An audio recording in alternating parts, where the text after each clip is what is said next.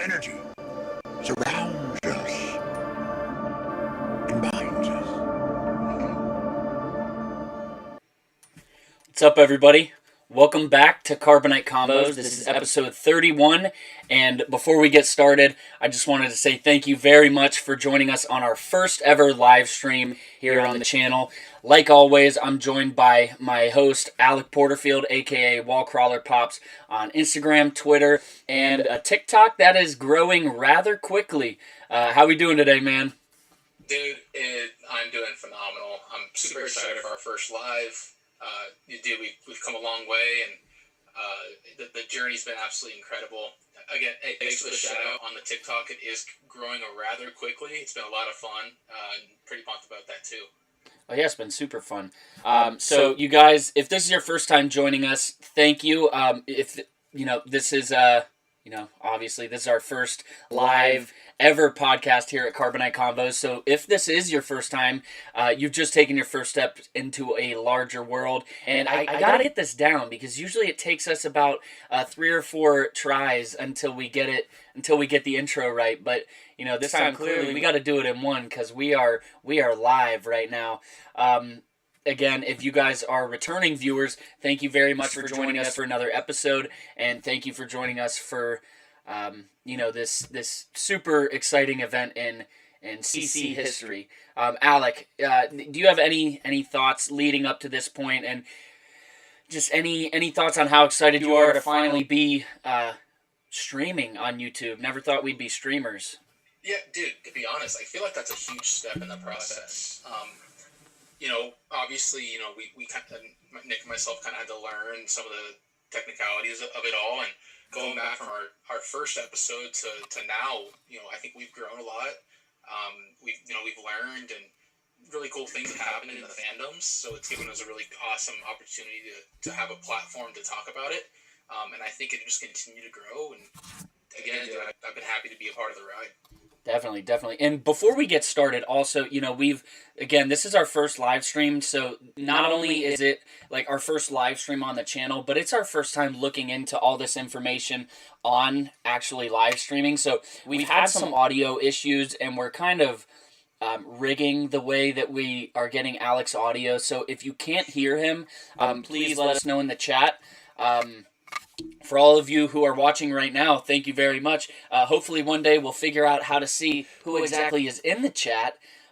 So again, by next time, by episode 32, we'll have, the pre-live stream jitters out of the way, and we'll be able to give you a little more quality. But we're super excited. Bear with us here a little bit. Exactly. We're trying, I promise. We really are. So we have a fun one for you today. As you can tell by the shirt, it goes along the lines of Captain America. Falcon Winter Solider premiered last Thursday, and if you didn't watch it, or at least if you didn't watch our reaction, holy crap, you got to check it out, because I was in Tennessee, I had some Wi-Fi problems, and I had to record it in a parking lot of a car wash. Luckily for 4 a.m. in Tennessee, it was very well lit. But it was awesome watching the episode. So we're going to break down that episode today, and then we're going to talk about some of the new things coming to Disney Plus for Star Wars, primarily Tartakovsky, it's a mouthful, Tartakovsky's Clone Wars, which, for those of you who don't know, that is the original Clone Wars show. It was discontinued after just 2 seasons. So they're finally bringing that to Disney Plus along with some other things. So we're just going to talk about that a little. And like always, it wouldn't be Carbonite Convos if we did not talk about Pops, which we also have an extremely exciting announcement coming. So we'll get to that pretty soon. But Alec, do you have any initial thoughts before we get going? No, man, you made a great point. Like this first episode of Captain Falcon and Winter Solider, which obviously is going to be our first topic of the night. Can I interrupt you really quick? And I'm sorry, everybody, to kind of break that fourth wall. It shows it's loading on my screen. Are we still live? Are we good? I think we're good. I think we're good. I know you have YouTube pulled up, right?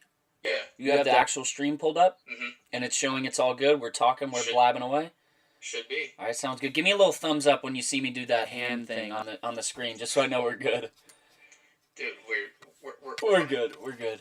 All right. So you were saying Falcon Winter Soldier. Yeah. So with that being like kind of the first topic, I figure I'll kind of go ahead and just dive in right away. Let's hear it.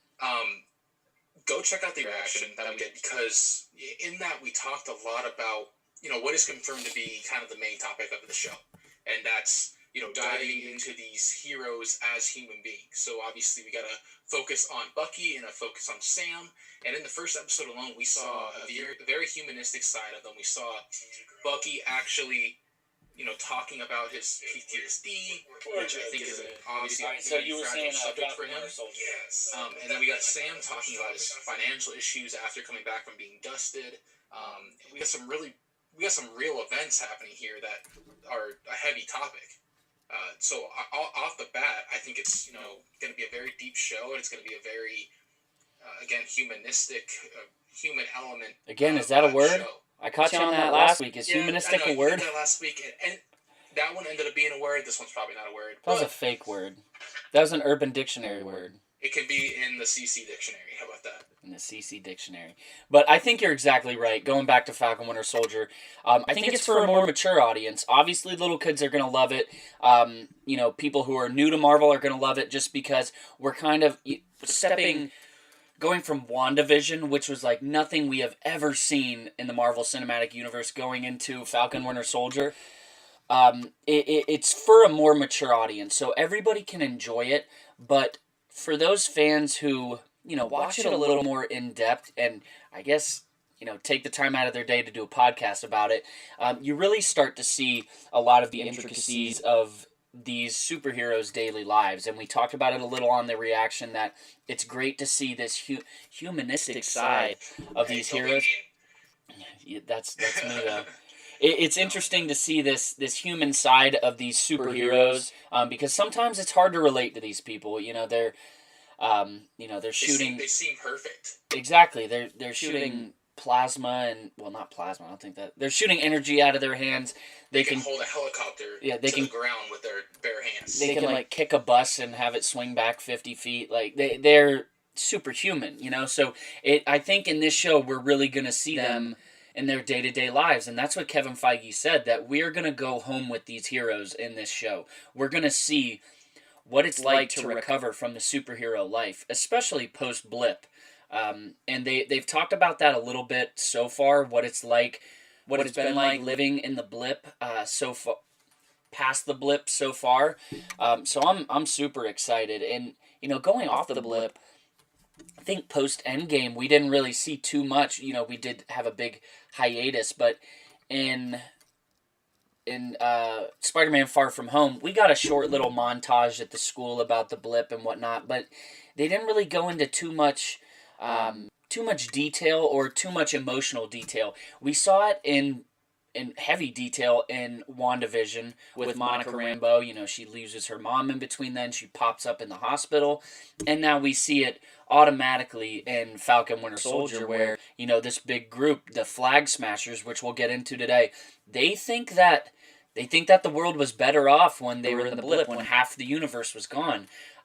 We should have mentioned this at the start, but Falcon Winter Soldier, spoilers coming this episode, I'm sure. Well, real quick, by the way. Yeah. We got a shout out to old Otis. Who's Otis? Prove me right. We got humanistic is a word. So. Humanistic is a word. All right.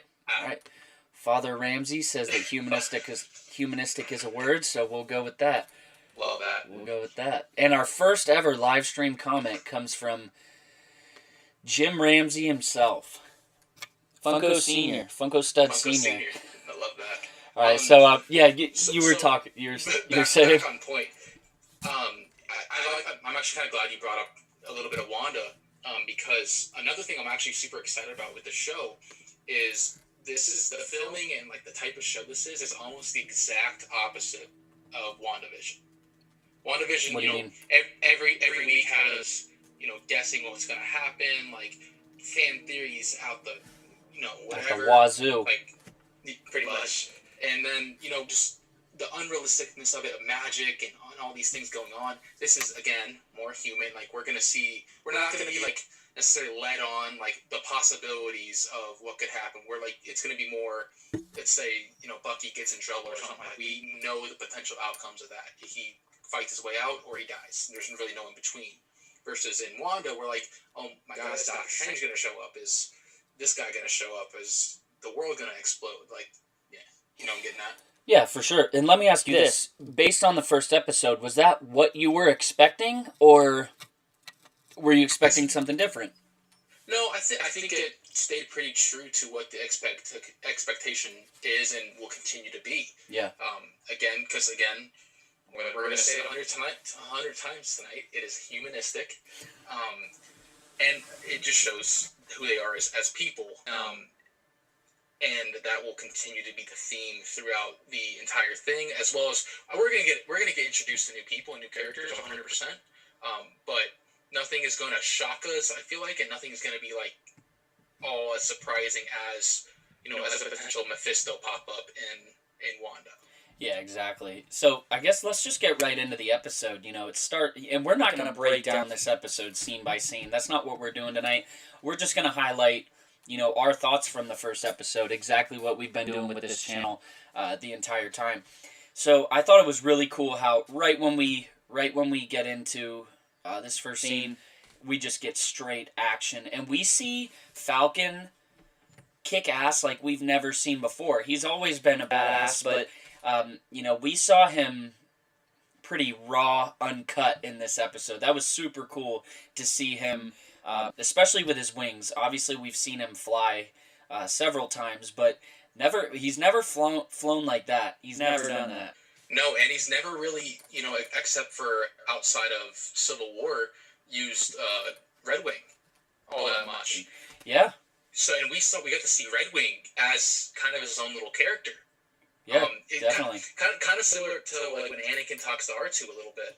Or when whoever talks to R2 a little bit, it's not the same communication back and forth, but you can tell there's connection. They are communicating back and forth. There's kind of a little friendship connection going on there, and Red Wing's pretty kick-ass too, if you ask me. Oh, he is for sure.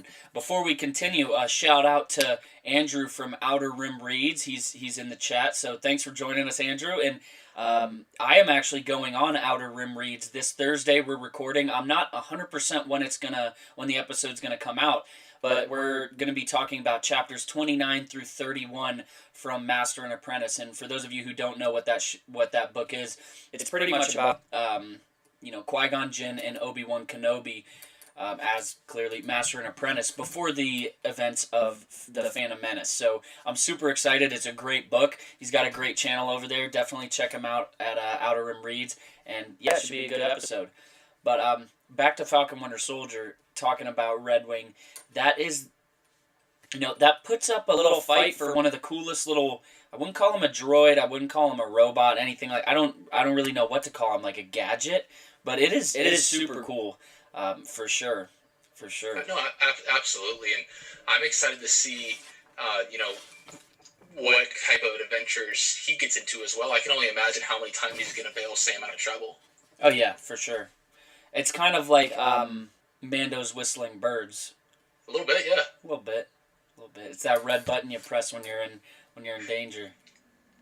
For sure. Red Wing was great. If anything happens to him, he'll be upset. For sure, we'll all be upset, 100%.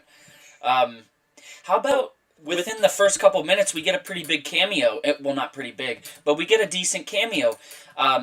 We didn't know who it was exactly when we were watching the episode. We knew it looked familiar. I thought that it was this guy, but I didn't want to sound stupid when we were doing the reaction and say, oh yeah, that's Homeboy from blah blah, and then be wrong. But that is, I think his name's Batroc, B-A-T-R-O-C or B-R-O-K.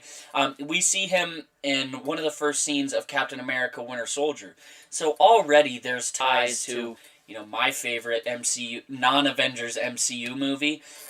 So we see Captain America, Steve Rogers, the real Captain America, not this John Walker character, U.S. agent. We'll get into him later. But the real Captain America, we see him fight this guy, beginning of Civil War, Winter Soldier, and now we see beginning of Falcon Winter Soldier.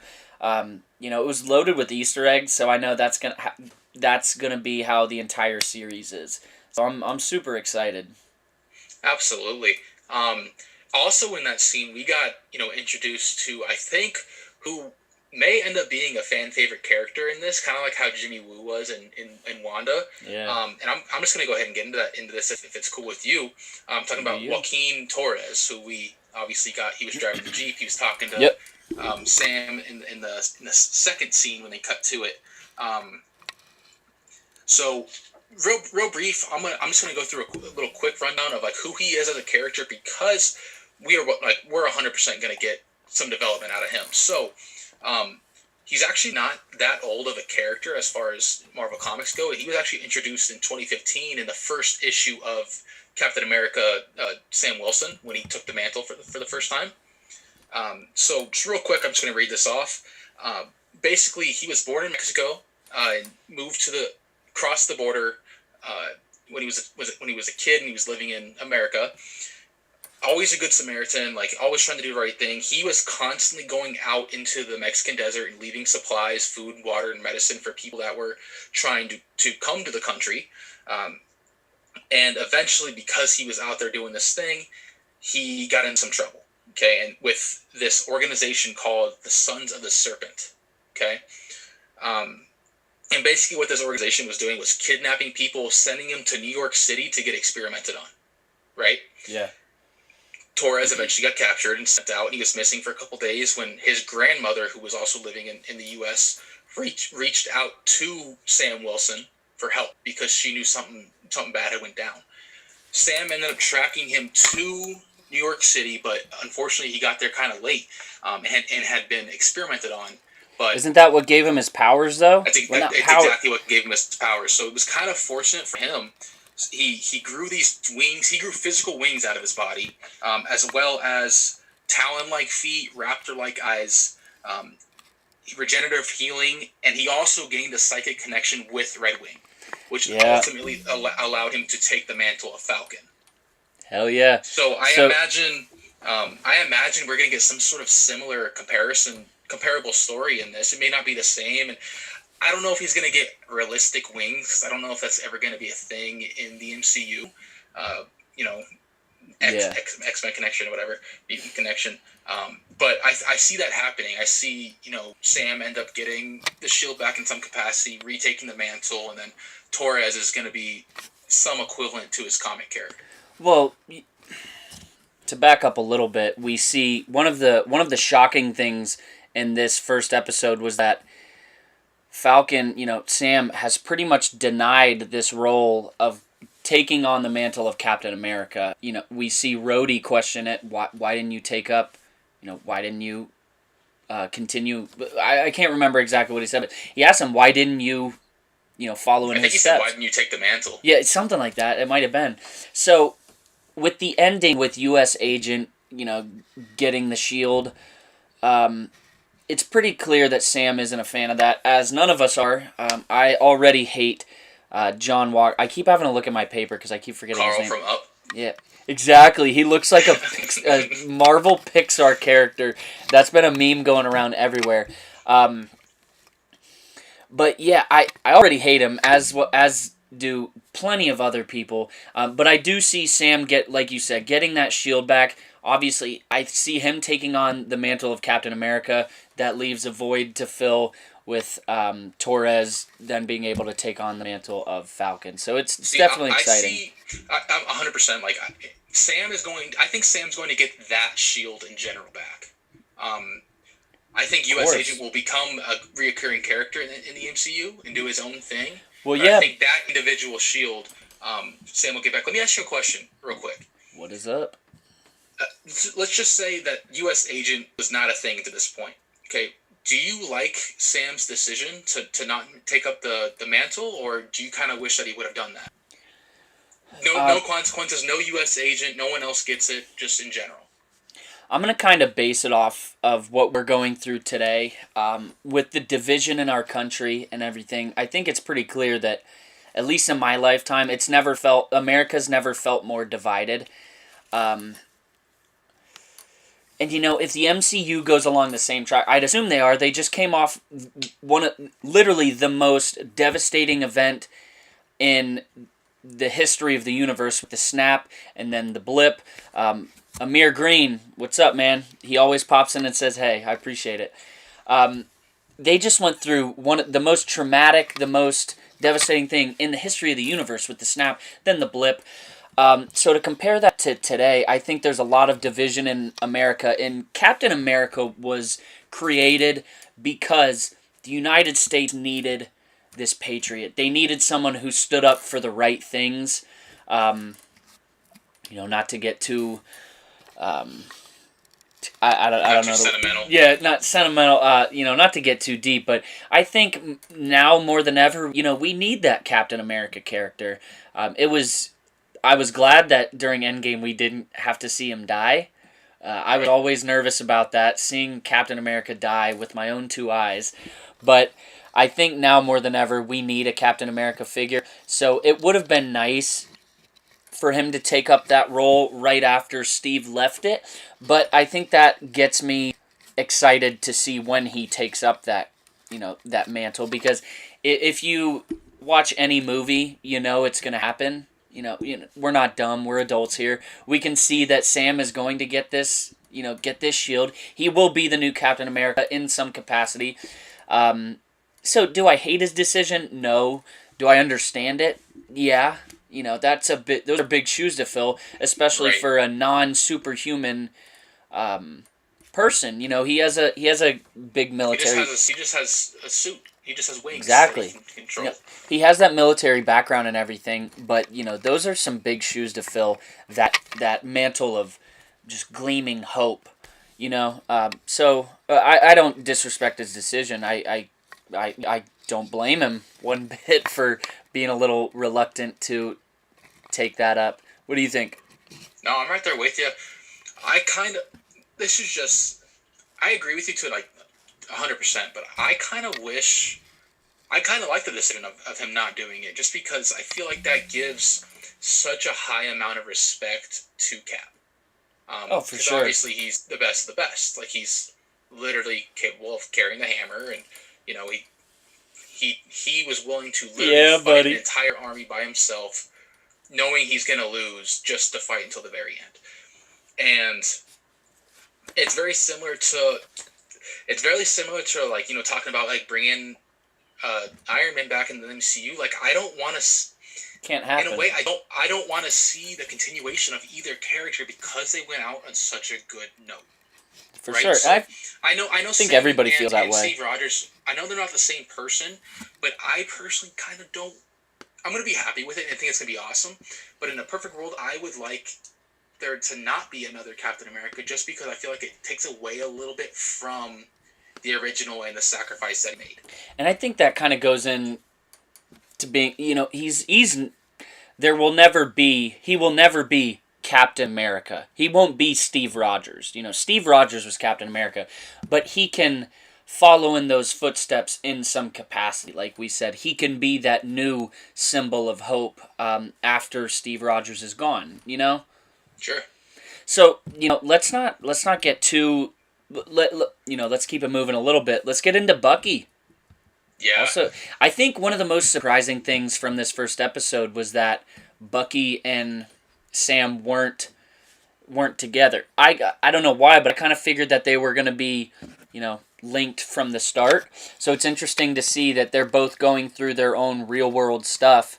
Right. But the only reason they're separated is because of Bucky. He's literally ignoring Sam. Yeah. So Sam is attempting to reach out and stay in contact with him, but Bucky wants nothing to do with anybody right now. Yeah, and you can't. Obviously, he has his own stuff going on. Yeah, you can't blame him. That's some PTSD there for sure. For sure. 90 years of being the worst villain in the world and doing terrible things, and all of a sudden you're supposed to live with yourself. Exactly. It's kind of what he says in Civil War when he's talking about killing the people. Cap says to him, "You didn't do those things, or your mind wasn't there." He says, "I know, but I still did it." So right. Yes, it wasn't him. You can only imagine the amount of guilt that is associated with doing literally the most unimaginable things to a human being. Exactly. It's it's a powerful thing to think about, because I think he's one of the most distraught character, if that's the right word, distraught characters in the entire MCU. He was pretty much the villain until he was redeemed. He was able to go to Wakanda, get his mind right. The White Wolf lives. So it was cool to see, but I think it's interesting to see the PTSD and everything that he deals with now that all of that is over. Right. I'm glad you brought up his time in Wakanda, because he talks about how much he enjoyed his time there, because he literally did nothing. And the scene where sometimes those are the best, where you can just do nothing. He says he's asked by the psychiatrist or whatever, what do you want? And he says peace, and she says that's BS. I don't think he's lying, because I know that's a very cliche answer, but think about the time he spent in Wakanda. Mm-hmm. That was the only time he was never being used as a weapon or forced to fight. He was literally in his own free will and free mind of thought, doing whatever he wanted for the first time in his life. Yeah. After doing all these things, and he just wants that again. Yeah, exactly. It's gonna. I agree with Andrew. He says he's gonna love both of their developments. So much to unpack with them. I think that's spot on. There's so much. We see Bucky going through that. We see Sam being denied a bank loan after the right. You think they'd give an Avenger a bank loan just off of good faith? The guy that works at the bank, he's like he's seeing a rock star. He's like, you're an Avenger. So we see this awesome development between the two. But he's I can't give you the loan. So it's interesting seeing these superheroes go through this everyday stuff, getting denied a loan, having to deal with the things you've done in your life. How's Falcon? I'm sorry, this is getting a little off track, but they mentioned, did Stark not give you money? How the hell did Tony Stark not have enough money to leave some behind for each Avenger? I don't know. I don't get it. Come on. Well, it's all in his foundation. But like, dude, know, there has to what do be you mean it's all in his foundation? Avengers Relief Fund, or I think that's a thing. I guess they had the Avengers compound where they all had room and board, so it's not like he was shelling out money and paying for everybody's rent. He just had a big, pretty much campus for them. We're getting Avengers campus out in what is it, L.A.? Yep. We gotta check that out. Maybe. Oh, we're gonna be there. Dude, what if first time we go to San Diego Comic-Con, we'll hit Avengers Avengers Compound. We'll hit up that Galaxy's Edge. Sounds like a pretty good weekend. Hell yeah, we'll hit Batu West. As the guys over at Sarlacc call it, Batu West. We're at Batu East. Yes, sir. I am. You're out west, bastard. Yes, sir. Yes, sir. So, before we get in, because we've been here for about 30 minutes, before we get into Star Wars, which, that's the crown jewel of Carbonite Convos, let's talk a little about John Walker, this, quote, new Captain America, the U.S. agent. I'll give a quick rundown on him, kind of like Alec did for Torres. So, he was designed pretty much to be the exact opposite of Captain America. Captain America is a very, and I'm pulling an Alec here, an idealistic character. That's 100% a word. Jim, my dad says they'll get a stimulus, so that's good. That's good. Hey, if it's real life. Then exactly. And correct me if I'm wrong, but Captain America, he's more idealistic. And U.S. Agent, he was designed to be realistic. So we have Captain America fighting. He's going up, like you said, he's going up against an army. He's not going to win. But he's going to fight till the very end. He believes in the better in people. He believes in the better in the world, in America, all these things. And U.S. Agent was designed the exact opposite. He was realistic. He looks at the world pretty much, I think, the way a lot of us do, where in a much darker way. Exactly. He is in a much darker way. He is part of the Dark Avengers, which seems to be something that the MCU is moving towards, especially going after WandaVision, but he was part of the Dark Avengers. He also has a military background because he was in the Marines. He was pretty much given his powers. He was introduced to the Power Broker, where he was able to grant people superhuman abilities. And, I don't know too many details about the Power Broker. I don't know if we're going to get a little backstory about him, but What are your initial thoughts on Mr. Walker, Mr. Carl from Carlton, from Up? Carlton, America? How do we say it? Oh my god. So okay, Carlton Up America. I think he was purposely designed as a character to hate. Of course. Despite the situation, like obviously everyone's against him around because he's taking Cap's role, and we don't want that. Even if he wasn't doing that, I think he's going to be a character that fans don't really appreciate, just because of he's not a hero. His morals, his decisions he's going to make, and how he goes about his business. I think it's going to be on the shady side. Yeah. So people are going to kind of refrain from him. I saw that, I was watching some breakdown videos, and I saw Josh from Den of Nerds. He said that U.S. Agent, he's somewhere in the middle of Punisher and Captain America, if that makes sense. Mm-hmm. So he's somewhere in the middle there where he doesn't have the best morals, but you're exactly right. He was made for us to hate. The first time we see him, we see the government. I can't remember the officer's name or what role he had, but he says, "Ladies and gentlemen, let me introduce to you the new Captain America," and we see Sam just sit forward in his seat. Ponder. Yeah, he's like, you can see his hands. They're like, he's very anxious. He's like, what? This guy has Steve's shield.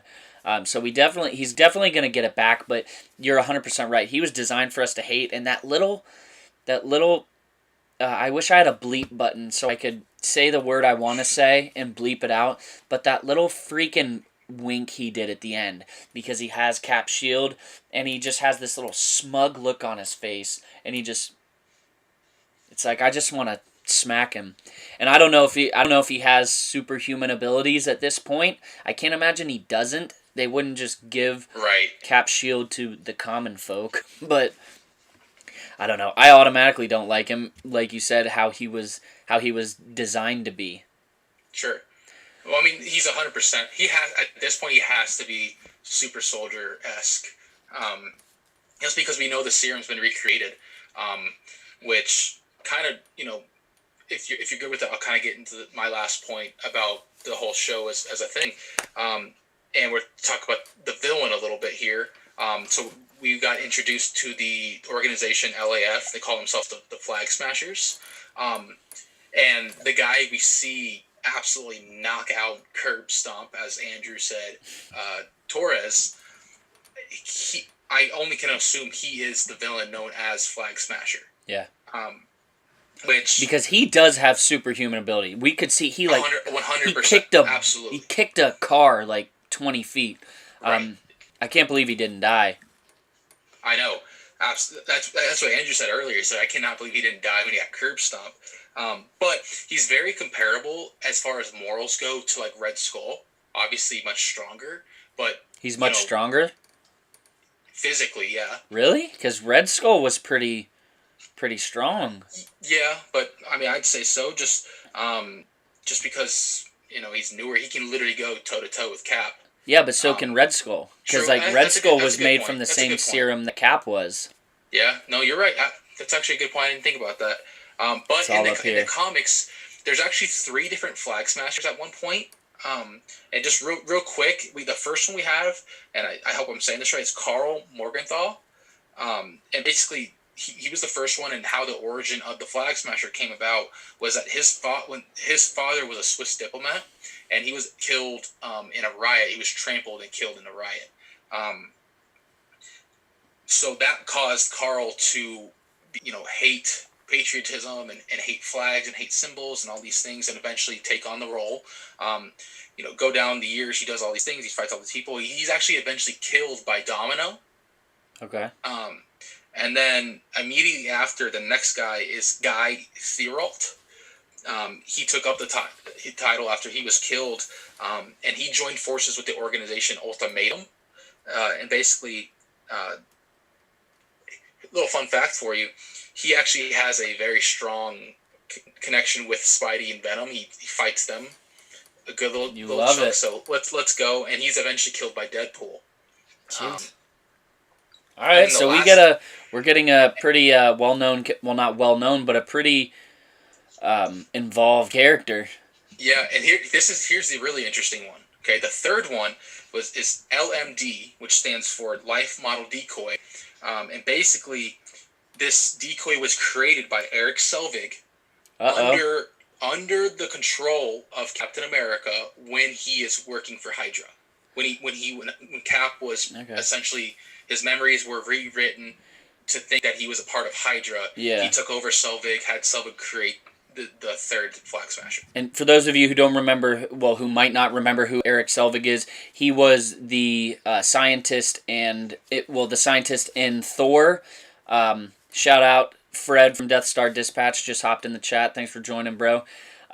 He's the scientist from Thor. He is also the one who gets affected by Loki's staff in Avengers and helps him pretty much open up the wormhole in New York. So he's been a significant part in the MCU so far. We see him in Age of Ultron, Thor the Dark World. So he's been in at least 4 movies up to this point.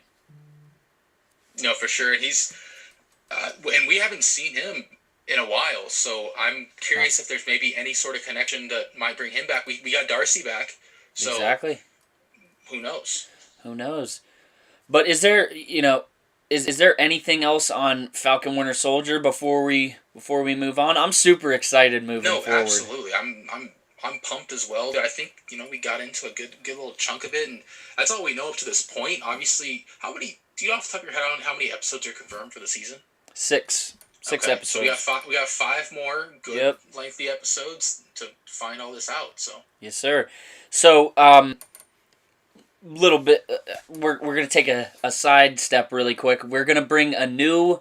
This was all Bobby's idea over here. We're gonna bring a new segment to the show called Show and Tell, where every podcast we pick something from our collection, whether it be new, old, sentimental, anything. We pick it and we show it off here at the show, so we won't take too long. But Alec, do you want to go first, or do you want me to go first? I'll go ahead and go first, just because I think you're just gonna blow me out of the water a little bit.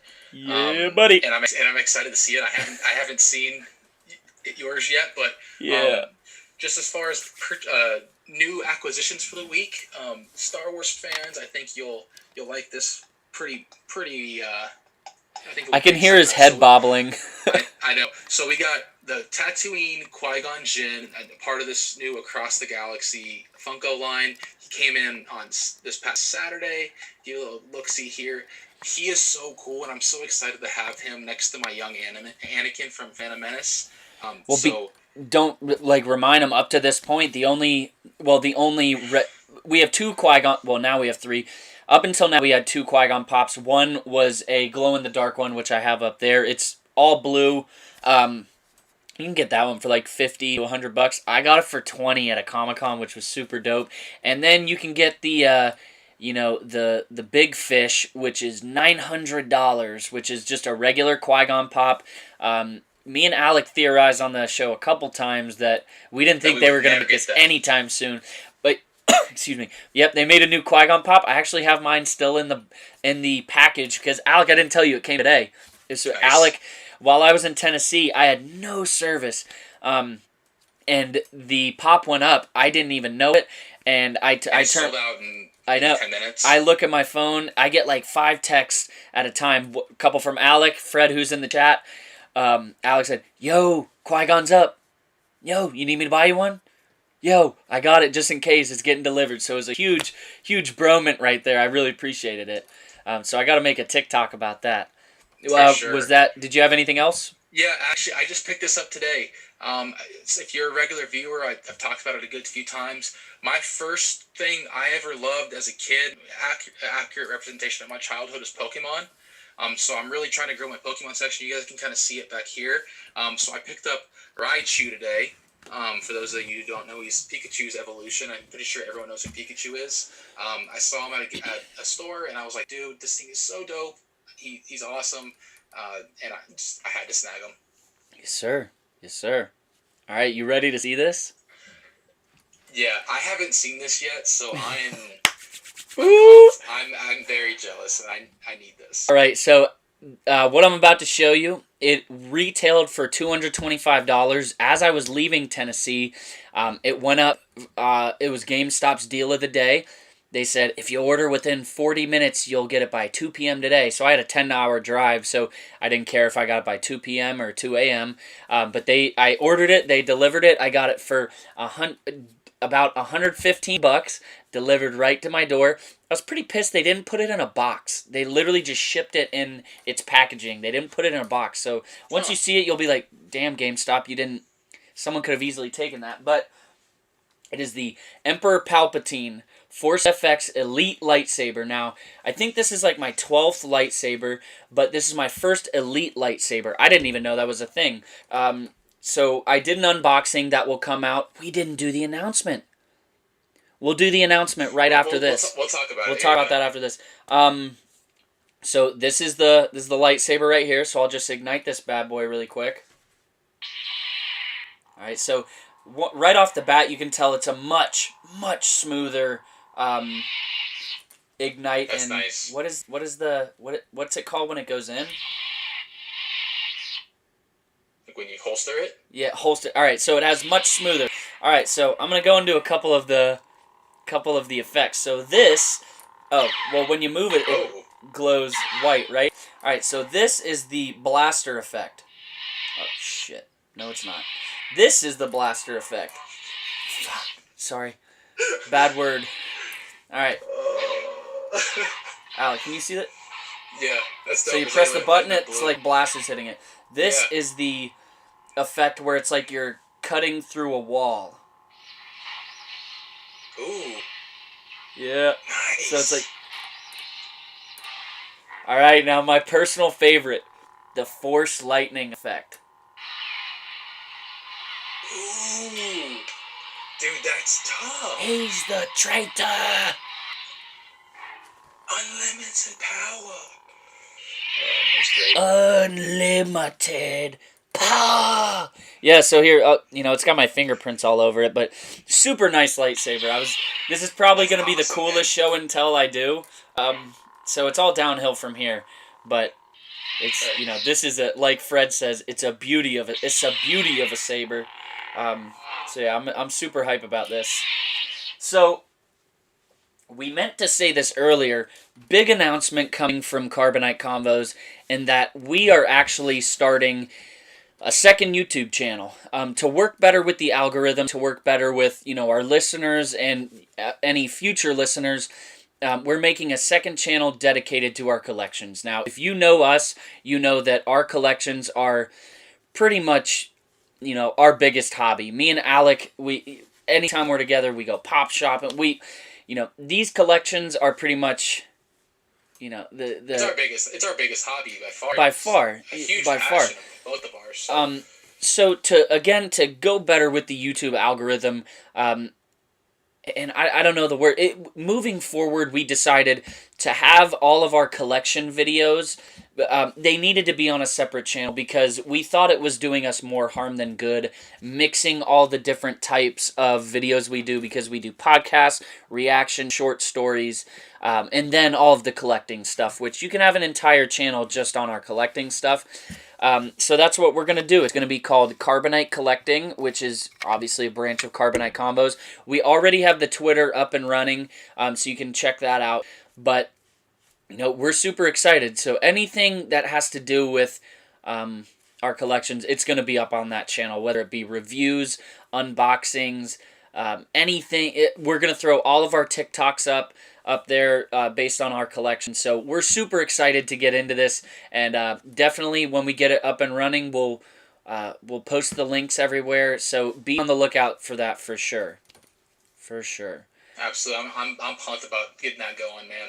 Definitely. It's kind of interesting. It's cool because, when we started this thing, we're trying to think of like a mantra, a saying, something that we could make a one sentence that describes who we are as a channel and who we are as a podcast and all these sort of things. And we never actually decided on this being the thing, but we wanted to be a one-stop shop for breakdowns and news and reactions and all those sort of things. And the unboxing and stuff's wasn't necessarily part of that. However, we enjoy it so much we wanted to expand on it, and so we're just going to make it more individualized, more direct, so it's easier to go and watch through all the videos and get suggested videos and those sort of things. And I think it'll make the viewing experience all the better.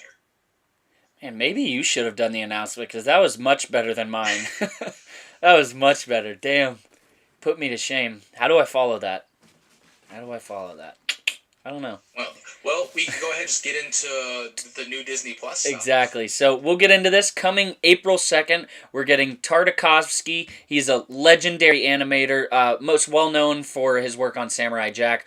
His edition of the Clone Wars, which came out from the years from 2003 to 2005 on Cartoon Network. Those, unfortunately, are Legends material now. Now, for those of you who might not know, Legends is stuff that happened. It's Legends, so it's not canon where, you watch Revenge of the Sith. That happened in Star Wars. Legends, it goes by the word. It's Legends. So it could have happened. They might build on it in the future. I think the fact that it's coming to Disney Plus is a step in the right direction. But we'll get back to Clone Wars really quick. The other Star Wars things coming to Disney Plus are Star Wars Ewoks, Seasons 1 and 2, Ewok, The Battle for Endor, and The Story of the Faithful Wookiee. So, I actually tried watching through the Ewok animated series. Holy shit, I feel old as hell. Probably like 10 years ago. I would have been like 14. Now, maybe like 8 or 9. I tried watching through it, but that is... It's just painful. It's for kids. I wouldn't say painful, but it is for kids. It's an old show. It's not like Clone Wars where, adults can enjoy it and even... Well, there's a deeper meaning to the story. Yeah, and even get as emotional as we do for it, but, it's definitely made for kids. I don't know what Ewok, The Battle event for Endor or The Story of the Faithful Wookiee is, but, I'll give it a watch, and, maybe you and I can do something special on it. I'm not announcing anything or anything like that, but, we'll put that out in the universe. We'll see if there's anything to do, but going back to Clone Wars... It's a very different animation style, and it has some very different stories. What are some of your thoughts initially? Dude, I'm so pumped. Wait, really quick. Neither of us have seen it. Also, I just wanted to preface that. To be honest, that was actually my first I don't man. remember it. I haven't seen all of it. That was my first introduction to Star Wars. Wow. Okay. On Cartoon Network. I haven't seen a lot of it or anything like that, but I've said it 100 times. I wasn't really into Star Wars all that much until like the end of like high school, beginning of college, those sort of things. So when I was a kid, I never really watched it all that much, but I had watched a little bit of it on Cartoon Network. And the things that I remember was that Ventress scared the piss out of me. Like, I was absolutely terrified. I'm pretty sure I had nightmares about it. Grievous did too. But I'm excited to get more of a story about Grievous because he's just dope as hell. Yeah, and for sure. He has a lot more events happen to him in there. Well, Go ahead. No, I didn't mean to interrupt. I'm sorry. I'm just excited to see more of him as a character. Yeah, and speaking of Grievous, like, from what I've read, from what I've heard, is that the Grievous that we get in this series of the Clone Wars, we get a much more vile Grievous. We see him like the Jedi Slayer that he is. That's what he got his name for being, he massacred Jedi left and right. And that's how we see him in this new Clone Wars series. So, like you said, what's funny is I had 2 things written down for Tartakovsky. Well, I had 3 things, but 2 specific characters. I had Grievous and Ventress written down, so it's just interesting how you touched on both of those. Those were like the newest characters at the time. They were both introduced in that show, and then right. Grievous came to life in Revenge of the Sith. Wait. Yeah. Grievous came to life in Revenge of the Sith. He had already been in the Clone Wars series, but we see him develop into his character in Revenge of the Sith. But Ventress, she's not in the movies, clearly. So we see her, again, become the character she is in the Clone Wars we know. The 7 seasons, the Filoni Clone Wars. So I'm excited to go back and see her origin story because not origin story, but another story because I actually read through the book Dooku Jedi Lost. It's a script style book, so it's not like you're reading this big paragraph thing. It's more, I listened to an audiobook. It's literally like listening to a movie. It's about Dooku and Ventress and their lives. It was a super good book. I know a lot more about Ventress now, and even about Dooku, you know, his turn to the dark side. So it was a super good book. So I'm excited to see if there's any parallels between Clone Wars and that book, and you know, what the parallels will be between these characters in this Clone Wars and the characters in the Filoni Clone Wars and the movies. So it's definitely going to be super interesting. No doubt, we're going to be getting a very, well, we've already had a very different story. We're actually just finally able to have a platform to watch it.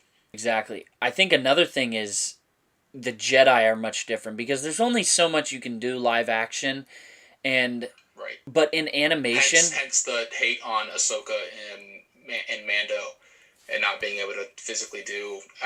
Right there with you, but same exact concept. Yeah. It is. You know, you can do so much in animation.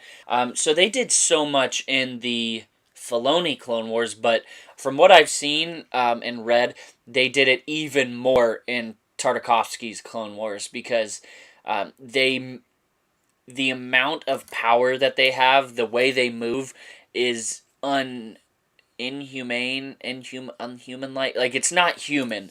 But, you know, it is inhuman. But it is Jedi. You know, so I'm super excited to check this, you know, to check this story out. I saw a funny tweet the other day, really quick. It was like when somebody says, "Oh, I'm watching Tartakovsky's Clone Wars." It's like I'm saying the title of a symphony.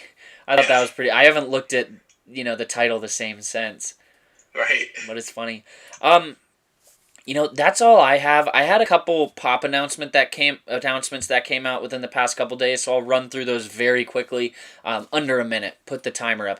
We got an Immortal Hulk. Chavez, my roommate, he'll love that one. Immortal Hulk 6-inch with glow chase. It's a PX Previews exclusive. There's a rumored pop that we're going to get a Red Hulk with glow chase. And then those Marvel Mech Strike pops, they look like Transformers. Those are dumb as hell. Yeah, I don't Those like look stupid. There's no way. I mean, if you like them, that's all. Yeah, fantastic. you know, I shouldn't have said that. They just, you know, they weren't our cup of tea. Yeah, to be honest, they look very childish. Yeah, which I think might be kind of the They're point. made for kids. Yeah, they are made for children. Yeah. Just Oh my for those who don't know, gosh. Nick and I are actually like 11 years old internally, and Not always wrong. will be, and so never expect that to change. But you know, it kind of fits our vibe a little bit. Yeah, and then to round it off, this is not Star Wars, Marvel, or Disney, but I'm on season 9 of Seinfeld, and they went balls to the wall with Seinfeld pops this week. There was what, like 25. I wouldn't say that many, maybe like 15-ish. But they came There was out with, a lot. there were the pops T-shirts and the shirts. and the apartment and the and the jeez. backpacks and the hats, everything. It was like that got put on Instagram, and I texted Nick. I was like, dude, they went hard on Seinfeld. which was cool because, you know, Hey, Seinfeld's a I'm great watching show, through it but right now. Serenity Now. Wait, have you watched Seinfeld? I haven't seen. I've seen a good little chunk of it, all but right. not all of it. Great show. But guys, I think that about does it for episode 31. I don't think we can thank you guys enough for, you know, joining us. I think the chat got up to 8. So thank you for taking the time out of your night. I know it's for some of you it's kind of late. It's about 10 o'clock right now Eastern time. Those brats over on the West Coast, they have it easy. It's about 7 o'clock, so they got a full night ahead of them. It's dinner time. Yeah, exactly. It's bedtime for me soon. But, you know, we can't thank you guys enough for joining us. Make sure to check out the videos we have coming out. Next week, we're going to have episode 32 out, which, you know, we don't know 100% what it's going to be on, but we're super excited to come back live. You can find us here live on YouTube every single Tuesday from now moving forward at 6 p.m. Pacific time, and 9 p.m. Eastern time. So, Alec, is there anything you wanna say before we get going? No, man. If I could retweet exactly what came out of your mouth, I would. Yes, sir. Yes, sir. Don't forget to follow us on all social media platforms at Carbonite Convos and all podcast platforms at the same name. A lot of what, sorry, I had a hiccup. A lot of what we're doing is going to be on TikTok moving forward, so definitely check us out at Carbonite Convos. I'm gonna spit some links out at you really quick. You can find the page at Carbonite Convos. You can find Homeboy at Wallcrawler Pops, me at Funko Stud, and then we also have a second TikTok for the channel called Star Wars MCU Facts, where we pretty much do Easter eggs and facts about Star Wars and Marvel. So definitely go check us out. But if you don't, that's okay. You're lost. Also, guys, if you could, subscribe to us on here and hit that bell button just so you're alerted when we post new stuff. That means the world to us, and every subscriber and every notification brings us one step closer to making this dream a reality. So yes, sir. We greatly appreciate that. Yes, sir. Yes, sir. But like always, guys, until next time, may the Force be with you. Now I gotta figure out how to do this transition really quick. Hold up. Let's see if it works. Remember, the Force will be with you. I think it worked. I just don't know if the volume worked. That's my code test run. Yes, sir. Yes, sir. Alright, so now, until then, guys, may the Force be with you. Man, one day I'm going to get this figured out because I still think we're live.